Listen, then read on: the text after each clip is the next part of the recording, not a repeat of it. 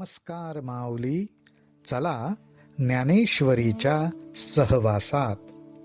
ज्ञानेश्वरी अध्याय 5 मधील ओवी 76 ते 86 सहवासात आपण जाऊयात. ज्ञानोबाराय आपल्याला ह्या नवद्वारांच्या घरामध्ये, अर्थात ज्या घराला 9 द्वार आहेत, म्हणजे आपला देह, ह्या देहामध्ये राहणाऱ्या आत्मारामाबद्दल सांगतायत. ते म्हणतायत की ह्या घरामध्ये हा आत्माराम राहतोय, परंतु कुठल्याही गोष्टीशी आसक्त नसल्यामुळे, कुठल्याही गोष्टीची कधी संगतच करायची नाही हा त्याचा स्वभावच असल्यामुळे तो या देहात असून सुद्धा काहीच करत नाही. कर्माचा साक्षीही बनत नाही, कर्मफळाची इच्छाही धरत नाही. हाच आत्माराम व्यापक स्वरूपात परमात्मा म्हणून आपण म्हटलं की जो विश्वव्यापी आहे, देहामध्ये आत्म्याच्या रूपात, आत्मारामाच्या रूपात आहे, तोच आत्माराम संपूर्ण विश्वामध्ये परमात्म स्वरूपाने नांदतोय. त्याच्याबद्दल सांगताना ज्ञानोबाराय म्हणतात, जैसा का सर्वेश्वरू पाहिजे तव निर्व्यापारू, परी तोची रची विस्तारू त्रिभुवनाचा. अर्थात हा परमात्मा सुद्धा अखंड आहे, सर्वव्यापी आहे, पण तरी सुद्धा तो कर्मरहितच आहे. त्याचा आणि कर्माचा संबंध नाही, याचाच अर्थ तो कर्माने बांधला जात नाही.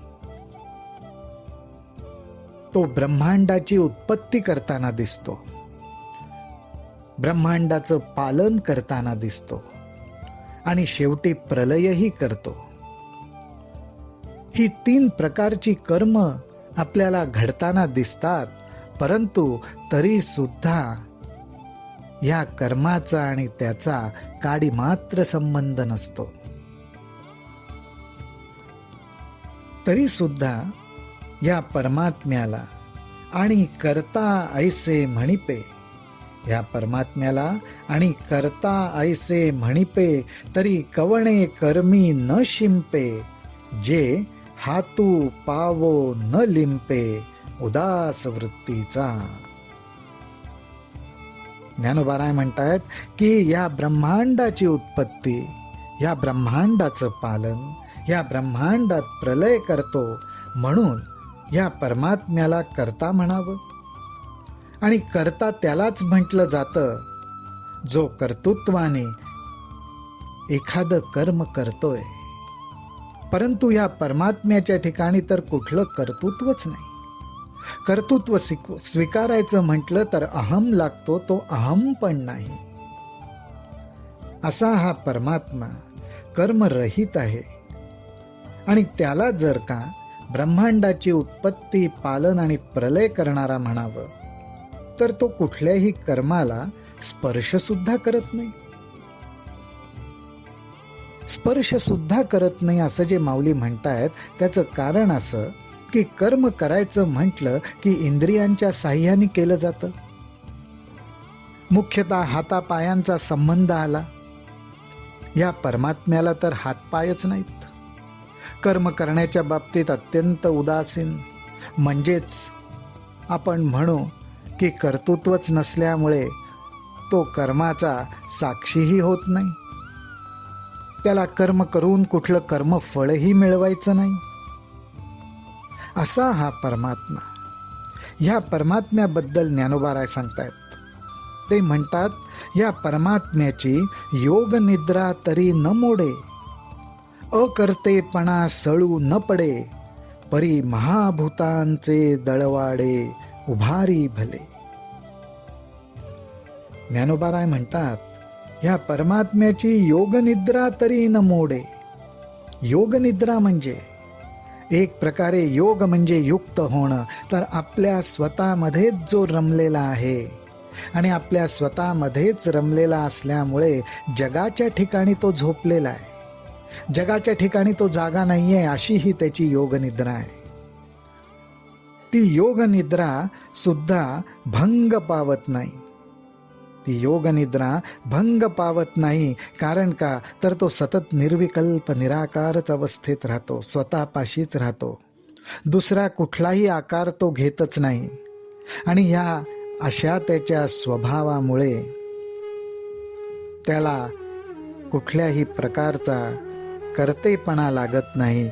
पण कर्ता नसून सुद्धा तो ह्या पंचमहाभूतांचा मोठा समुदाय या विश्वामध्ये उत्पन्न करताना आपल्याला दिसतो. माऊली हो, हा जो विषय ज्ञानोबाराय सांगतायत हा पूर्णपणे विचारांच्या साह्याने, बुद्धीच्या साह्याने आकलन होण्यासारखा नाही. ह्यालाच माऊलींनी गुरुगम्य वर्म म्हटलेलं आहे. साधनेच्या आधाराने गुरूंनी, संतांनी दाखवलेल्या मार्गाने वाटचाल करून ह्याचा अनुभव आपल्या अंतःकरणात आपल्याला घ्यायचा आहे. ज्ञानोबाराय म्हणतात, जगाच्या जीवी आहे. हा परमात्मा कसा आहे? जगाच्या जीवी आहे. परी कवणाचा कही नोहे, जगची हे होय जाये, तो शुद्धीही नेणे. अहो, हा परमात्मा तर ह्या विश्वाच्या अंतर्यामी आहे. विश्वाच्या अंतर्यामी हा परमात्माच आहे. कारण त्याच्याशिवाय हे विश्व अनुभवाला येणं शक्य नाही. त्याच्या आधारावरच अनुभवाला येतं. पण असा हा जगामध्ये असून सुद्धा हा कोणाचाच नसतो. जग आहे का नाही याचीही त्याला शुद्ध नसते. कारण त्याची निर्विकल्प अवस्था कधी भंगच पावत नाही. त्यामुळे जगाचं असणं किंवा नसणं या ठिकाणी त्याला काही शुद्धीच नसते. कर्म केल्यानंतर त्याचं कर्मफळ मिळणार. ते कर्म योग्य आहे का अयोग्य आहे, पापाला धरून आहे का पुण्याला धरून आहे, म्हणजे दोषयुक्त आहे का सत्कर्म आहे. तर ज्ञानोबाराय म्हणतायत, पाप पुण्ये अशेषे पासींची असतू न देखे, आणि साक्षीही होऊ न ठके, येरी गोठी कायसी. अहो, कर्म करून पुण्य कमवायचंय का? चुकीच्या मार्गाने आपण गेलो म्हणून आपल्याकडून पाप घडलं, हाच तर आपण कर्माचा हिशोब मनामध्ये लावत असतो. पण ज्ञानोबाराय म्हणतात, हा जगाच्या अंतर्यामी असून, पाप पुण्याच्या जवळ असून सुद्धा त्याला पाप आणि पुण्य हे देखील कळत नाही. कारण पाप म्हणून सुद्धा विकल्प त्याच्या मनात उमटत नाही, की पुण्य म्हणून सुद्धा विकल्प मनात उमटत नाही. जर पुण्य आणि पापाचा विकल्पच म्हणजे विचारच उमटत नाही, तर तो त्याचा साक्षी तरी कसा होणार? हा फार मोठा सिद्धांत माऊलींनी मांडलाय. आणि म्हणूनच ते म्हणतात की असा हा निर्विकल्प निराकार परमात्मा, पै मूर्तीचे निमेळे, तो मूर्तची होऊनी खेळे, परी अमूर्तपण न मिळे दादुलयाचे. अहो, असा हा निराकार परमात्मा मूर्तीच्या साह्याने आकाराला येतो. आपल्या सर्वांसाठी तो मूर्त बनतो, म्हणजेच आकार धारण करतो. पण आकार धारण केला तरी सुद्धा त्याच्या निराकाराला कुठल्याही प्रकारे धक्का लागत नाही. म्हणजे जणू त्याचं साकार सगुण रूप सुद्धा हे संपूर्णपणे निराकार निर्विकल्प या अवस्थेला धरूनच असतं. तो सृजी, पाळी, संहारी, ऐसे बोलती जे चराचरी, ते अज्ञान गा अवधारी पंडू कुमरा. आपल्याला विचाराच्या साह्याने हे स्वीकार करणं अवघड जाईल. कारण ज्ञानोबाराय म्हणतायत की हा परमेश्वर हे विश्व उत्पन्न करतो, ह्या विश्वाचं पालन करतो आणि ह्या विश्वाचा संहारही करतो, असं जे सांगितलं जातं त्याला ज्ञानोबाराय म्हणतात हे अज्ञान आहे. कारण परमेश्वराचं स्वरूप निर्विकल्प निराकार असल्यामुळे अहो तो काय निर्माण करणार? कुठल्या गोष्टीचं पालन करणार, कुठल्या गोष्टीचा संहार करणार. पण हे आपल्याला माऊली हो विचाराच्या जोरावर समजणार नाही. ते अज्ञान जै समूळ तुटे, तै भ्रांतीचे मसैरे फिटे, मग अकर्तृत्व प्रगटे ईश्वराचे. परमेश्वराकडे अशा प्रकारे कुठलंही कर्तृत्व जात नाही, कर्तेपणा जात नाही. हे परमेश्वराचं स्वरूप आपल्याला समजायला हवं असेल तर पहिल्यांदा आपल्या अंतःकरणातली भ्रांती दूर व्हायला पाहिजे. आणि ती भ्रांती हीच की सर्व काही परमेश्वर करतो,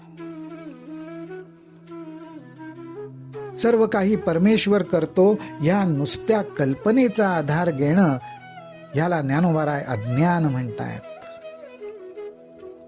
परमेश्वराच्या आधारावर केवळ त्याच्या असण्यामुळे प्रकृतीकडनं ह्या अनेक गोष्टी घडतायत. परमेश्वर सगळं घडवतोय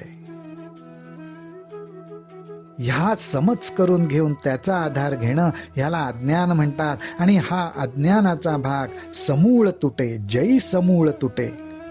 आपल्या अंतःकरणातून जाण्यासाठी परमेश्वर कसा अकर्ता आहे, कसा निराकार आहे, कसा निर्विकल्प आहे, अर्थात त्याचं मूळ स्वरूप काय आहे ह्याचा अनुभव घेणं आवश्यक आहे. एथ ईश्वरू एकू अकर्ता, ऐसे मानले जरी चित्ता, तरी तोची मी हे स्वभावता आदीची आहे. श्रीकृष्ण म्हणतायत अशा प्रकारे हा ईश्वर अकर्ता आहे, काही करत नाही. आणि त्यामुळेच तो जर काही करतच नाही याचाच अर्थ असा हे विश्व कधी जन्माला आलंच नाही. या विश्वाचं पालन करावं लागतं असं काही नसतंच. आणि या विश्वाचा संहारही होतो हे सगळं अज्ञानच आहे. कारण का तर हे विश्व म्हणजे परमेश्वर नसून या विश्वामध्ये परमेश्वर आहे. त्या परमेश्वराच्या आधारावर विश्व चालू आहे. पण हे विश्व म्हणजे परमेश्वर नाही. परमात्म्याचं स्वरूप वेगळं आहे. त्याची ओळख आपल्याला संतांच्या वचनांच्या साह्याने, गुरूंच्या मार्गदर्शनाने ती ओळख आपल्याला करून घ्यायची.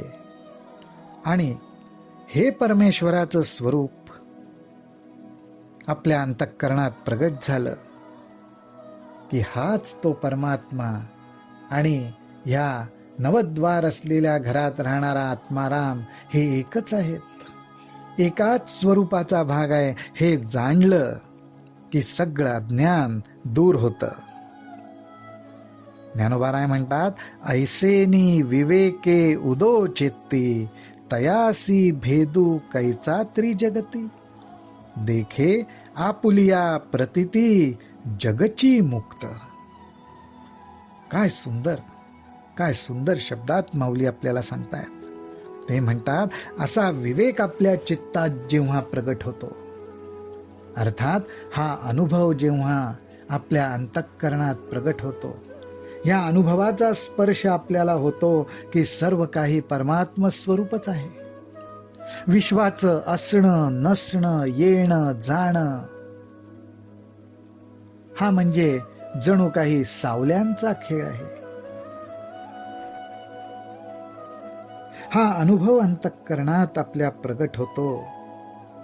त्यावेळी ज्ञानोबाराय म्हणतात तो साधक, तो जीव उपाधिरहित होतो. म्हणजेच विश्वरूपाने साकारलेल्या कुठल्याही उपाधीत तो अडकत नाही. त्याला आपण मुक्त आहोत हे समजतं. आणि त्यामुळे तो विश्वात जिकडे तिकडे बघतो त्याला हे जग सुद्धा कुठल्याही बंधनात नसून मुक्तच आहे. परमेश्वराच्याच आधारावर फक्त याचं अस्तित्व आहे, पण याचं स्वतःचं मूळ असं अस्तित्व नाही हे तो जाणतो. त्याच्या प्रतीतीला ते येतं. आता ज्ञानोबाराय आपल्याला एक सुंदर दृष्टांत देतात. ते म्हणतात जैशी पूर्व दिशेच्या राऊळी, उदया येतांची सूर्य दिवाळी, की येरी ही दिशा तियेची काळी, काळिमा नाही. अर्थात पूर्व दिशेला जेव्हा सूर्याचा उदय होतो, सूर्योदय झाल्याबरोबर जिकडे तिकडे प्रकाशाची दिवाळी. आणि ही प्रकाशाची दिवाळी फक्त पूर्व दिशेलाच होते का हो?